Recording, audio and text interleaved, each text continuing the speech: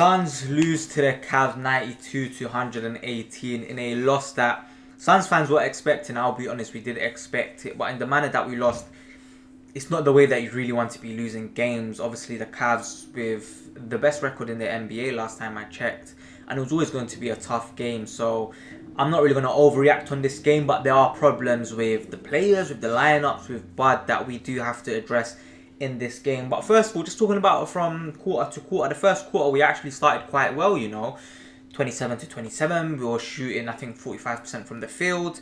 It was going well, and you would think after watching that first quarter there will be some sort of competitiveness for the rest of the game, but we didn't really get that. And onto the second quarter, the Cavs switched to a zone system, and according to Kevin Durant in one of his interviews after the game, he was saying how Bud and the coach and staff and the team didn't really train how to attack a zone system, which is concerning. We are about 43 games in, and we're seeing basic problems that should have been addressed in the first few weeks of training.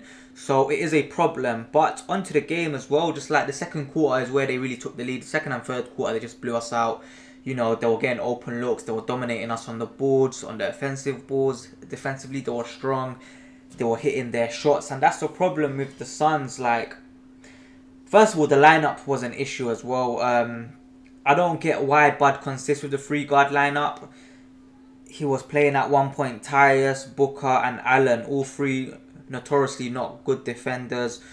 And you're coming up against the Cavs, who are big in size. You know that they're going to dominate the glass. Obviously, they have 3 key players out, but they're still going to dominate the glass. Last night, Tristan Thompson, even he came in for Mobley and he was looking reborn. But the 3-guard lineup, KD at the 5, I don't get it.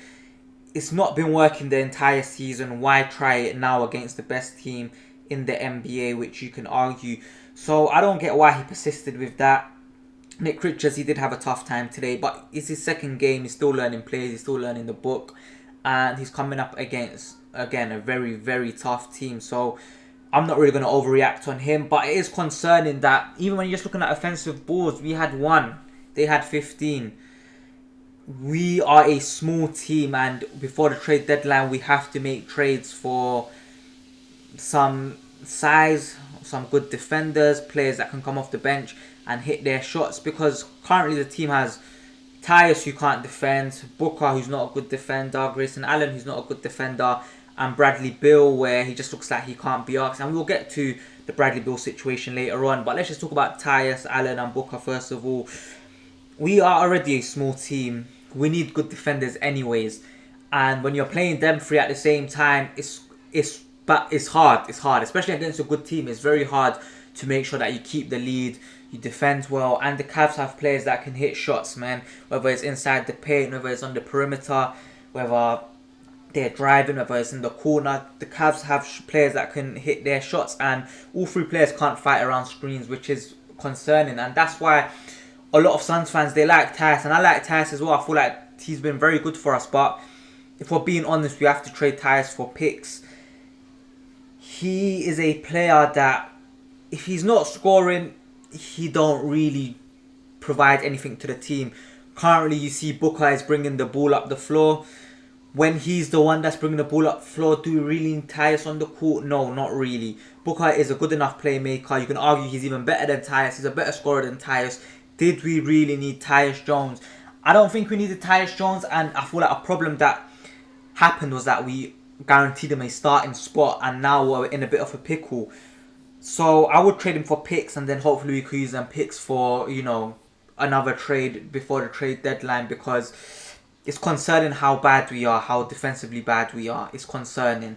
And it's not even like Tyus is hitting 20-30 a night. Obviously, he's inconsistent, and it's not even like he's, it's not like he's dictating the play. It's not like he's the one that's making calls, making the shots. So I don't think it would make sense for us to keep Tyus all the way until the playoffs, because he's going to leave next year anyways. So why don't you trade him now for picks? On to Grayson Allen, and Grayson Allen is another player where a lot of players are, a lot of fans are split. I like Allen. I like him. Obviously, he's a player where you can rely on to hit them open shots. Last year his free shot percentage, I think, was the best in the NBA, something crazy like that. And when you're playing with Kevin Durant, Devin Booker and Bradley Beal, you're always going to get open looks, and that's what Grayson Allen took advantage of. But we know what Grayson Allen is like in the playoffs. And we saw it last night. We saw it against decent teams. When Allen comes up against a decent team, he does tend to go into hiding. And yes, cool. Last night he got how many points did Grayson Allen get last night? He got 10 points. Cool, fair enough. But defensively, he's a net negative, and he's another player that can't really defend. And we have too many of those currently, way too many of those, and it's an issue that we have to sort out. So if I'm being honest, if you can trade Allen for a 3-and-D player, I will do it. I will do it. Get a player that can hit your threes, but defensively he's strong. He brings size to the team, and he brings that energy that we do need. And coming on to Bradley Beal now. Bradley Beal just don't want to be here. I'll be honest. He does not want to be here. He is playing like he's a role player. You're being paid $50 million a year, and he got what? How many points last night? He got 5 points last night. In how many minutes? 25 minutes. You're a star. You're meant to be a star. You came to Phoenix to formulate the big three, and now you're playing like this. The sooner Bradley Beal goes, the better. And this ain't a dig at the person at all. I like Bradley Beal as a player, and I like him as a person. It's just unfortunate the way that things have worked out. And if, sending Bill means we get Jimmy Butler in, then 100% we have to take it. And Ishbia, James Jones, they have to be trying to make this trade happen. Because when you're looking at Butler at the Heat, he don't look like he wants to be there in the last few games. Against Denver, I saw him. He looks like he can't be asked. When you're looking at Bill for the last few games as well, ever since, the trade rumors came out, he looks like he don't even want to be here as well. So it's an issue, and last night we saw it, but we have to trade him. Another problem that we have is the coaching. I'll be honest. I'm not Bud out, obviously. I don't want Bud to leave. I feel like his squad ain't the best, but he could also be doing better. For example, the 3-guard lineup. Just stop doing that. Don't do it anymore. Unless you're playing a team that's small, which is very hard to find in the NBA nowadays. Just don't play the 3-guard lineup. Don't play KD at 5. I understand last night, cool, you didn't really want to play Mason Plumlee there. But just avoid playing KD at the 5 and avoid the 3-guard lineup. And I'm telling you right now, we will look a lot better. Defensively, again, turnovers. How many times did I say it? I said it in the game against the Wizards. We're coming up against the worst team in the NBA, and we committed about 30 turnovers. Tonight, we committed 17 turnovers. It's an issue. And like I said, against the bad teams is where you build the good habits. And it's not only turnovers is the issue, it's the way we react to the turnovers. Cool. The Cavs had a few turnovers early on in the game, but the way they reacted, they didn't let us score off the turnovers. They got back in defense, and they made sure that they got the ball back. With us, we lose the ball in turnovers. The person that lost the ball, they don't even sprint back. The only one that I see sprint back every single time is Ryan Dunn. And obviously, he's a rookie. He's going to be doing them type of things. But that's that lack of consistency. Like, cool, you make a turnover. The basics is run back for the ball. Run back on defense. Make sure you're back. But we don't do that.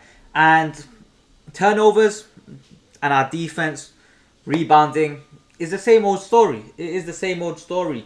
Turnovers, again, we said it. The amount of turnovers that we make is going to make or break this team. Defensively, again, we still need another centre. I'm seeing a lot of fans talk about Nurk, but honestly, Nurk is better than Plumlee, and Nurk is better than also Iguodala. Apparently, he's ill, and he's going to be in Phoenix, because obviously we're still on our road trip. So I feel like once we're back in Phoenix, he should be back in the rotation. But he is a second string centre. Nick Richards obviously did start last night. He's going to get better and better as he learns the plays. But we really need Nurk back. If not, trade Nurk for another big, because we have a problem. I'm not saying Nurk will fix it, but he's better than Plumlee and he's better than also. So just please get him in until we can trade him for someone better. Turnovers, I don't know. It's a player issue. And a lot of our work is ISO. Give the book, let him ISO, call the screen, make the pick and roll, boom.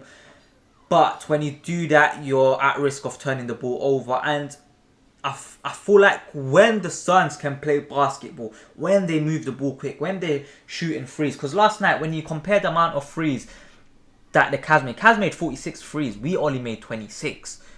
Do you get what I'm saying? Trying to say? That's a difference of 20.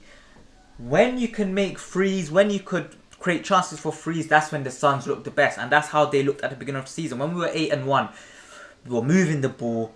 We were getting the ball open to the person on the perimeter, and they were hitting their threes.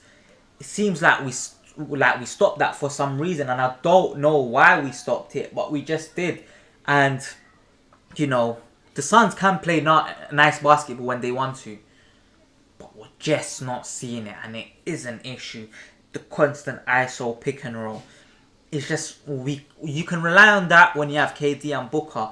But cool, when you call the ISO, when you get the screen, we need to make sure players are open. We need to make sure other players are setting screens so that we can find someone in the corner for them to hit that free. Or we can find someone in the paint to get the dunk. Or we can find someone to throw the lob to. That's what we have to do. And right now we aren't doing that. But our next game, we do have the Nets. A game that we should be winning. Obviously the Nets are tanking. Hopefully Cam Johnson doesn't pull off something crazy. But the Suns are back to 500. I believe we are 21 wins and 21 losses. It is concerning, but Ishbia and James Jones must do something before the trade deadline if we want to salvage something from this season, because it looks like we are all in.